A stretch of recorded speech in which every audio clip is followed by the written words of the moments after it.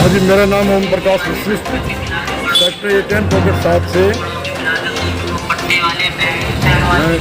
मैं इस सफाई के लिए मैं आपसे निवेदन करता हूँ कि हमारे सेक्टर 10 पॉकेट 7 के अंदर देखो पार्कों की क्या सफाई है। कितनी गंदगी, दो के आदमी बैठ नहीं सकते, ना इसकी पार्क की कभी सफाई होती है, ना कोई एमसीडी का है, ना कोई डीडीए का। कोई कहता है डीडीए, कोई कहता है एमसीडी है। कोई सफाई कर्मचारी यहाँ नहीं आता। नाली सारी भरी पड़ी है बाहर से लेकर अंदर तक। कोई भी हमारे यहाँ पर कोई सफाई का देख रेख नहीं है।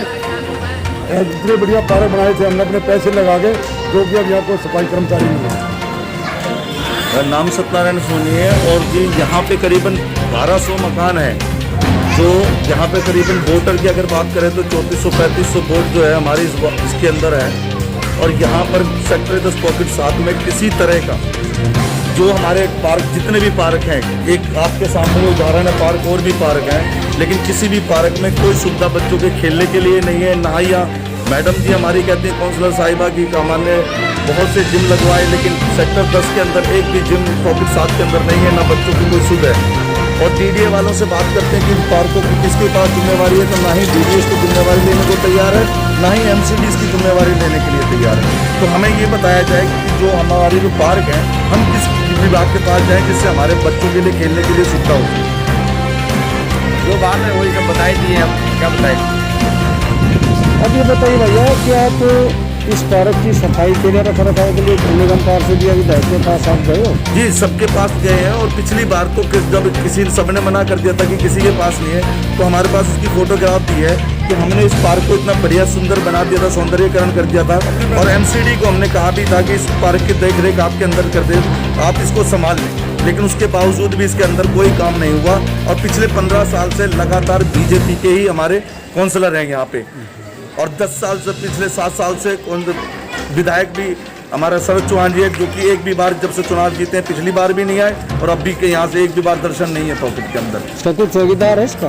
कोई चौकीदार हमें नहीं पता, कोई जानकारी। पहली बात तो कोई विभाग जिम्मेवारी नहीं लेता, तो पता कैसे लगेगा कि इसके कौन सा चौकीदार है या नहीं है। कितने साल से समस्या है ये करीबन जी जब से आए तब से यही समस्या, करीबन 15 से 20 साल हो गए। हमारे किसी बच्चों के खेलने के लिए कोई जगह नहीं है। एक हमारा बारात घर है जो कॉम्प्लेक्स है, आप उसकी हालत चल के देख लीजिए। एक यहाँ पे किसी की शादी ब्याह और किसी का कोई फंक्शन हो तो उसके लिए भी हमारे पास कोई सुविधा नहीं है। बारात घर हमारे को दे रखा है, लेकिन उसके अंदर कोई फैसिलिटी नहीं, कोई दरवाजे नहीं, कोई शौचालय नहीं, कुछ ना पानी है ना कुछ है उसके अंदर। ये जल बोर्ड का है, एक जल बोर्ड के ट्यूबवेल लगाए हुए हैं, लेकिन ये सुबह 7 बजे चलते हैं, उसके बाद में 8:30 बजे तक ये बंद हो जाते हैं। इसमें पानी पूरी मिट्टी आती है, घरों में पानी नहीं पहुंचता। जिन लोगों ने मोटर लगा रखी है उनका तो पानी पहुंच जाता है, बाकी पानी नहीं पहुंचता। 350 अगर बात करते हैं कि 350 में फुट पे हमारा पानी, ये 250 फुट पे बोर है और ये चलते भी नहीं, और एक बोर बंद भी पड़ा हुआ। अभी आपकी क्या शिकायत है निगम पार्षद से, क्या चाहते हैं? हम तो सर विकास चाहते हैं यार, जितना विकास हो जाए। अभी तो ये आपके सर आधा तो आरसीसी डला हुआ है, ये जो कि काउंसलर साहब ने बताया था खुद की, काउंसलर साहिबा ने, कि हम आपका जो बजट आया हुआ है हम नालियों को और इसको आरसीसी को करवाएंगे। लेकिन आधा हमारा काम बना हुआ है और आधा आपको चल के अभी दिखाएंगे, जहाँ पे बुरा हाल है। नारकीय जीवन जीने पे मजबूर हैं। इतना पानी गलियों में खड़ा हुआ है, घुटनों से ऊपर पानी है। बाहर का जो डीडीए का नाला है वो पूरा ओवर है। ना तो एमसीडी उसको ये कहती है कि हमारा है। एमसीडी के पास अगर शिकायत करने जाते हैं और काउंसलर से बात करते हैं तो वो सीधा कह देते हैं हमारा नहीं है, ये डीडीए का है। और डीडीए के पास जाते हैं तो डीडीए कह देती जी हमारे पास नहीं है, ये एमसीडी के पास है। पिछले 15 साल से हम 15 साल से पिछले 15 साल से यही नहीं पता हो पा रहा कि ये नाला किसका है।